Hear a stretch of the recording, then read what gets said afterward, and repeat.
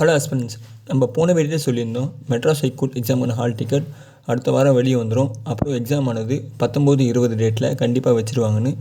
அதேமாரி பார்த்தீங்கன்னா exam hall டிக்கெட்டை நேற்று பார்த்தீங்கன்னா அவங்க வெளியிட்டிருக்காங்க. அண்ட் எக்ஸாம் டேட்டையும் பார்த்தீங்கன்னா வெளியிட்டிருக்காங்க. அதாவது எக்ஸாம் டேட் பார்த்தீங்கன்னா 19/10/2024 வர சனிக்கிழமை, அடுத்த சனிக்கிழமை எக்ஸாம் டேட்டை அனௌன்ஸ் பண்ணியிருக்காங்க. அண்டு டிரைவருக்கான எக்ஸாம் டேட்டையும் அனௌன்ஸ் பண்ணியிருக்காங்க. அதாவது டிரைவருக்கான எக்ஸாம் டேட் பார்த்திங்கன்னா 20ஆம் தேதி.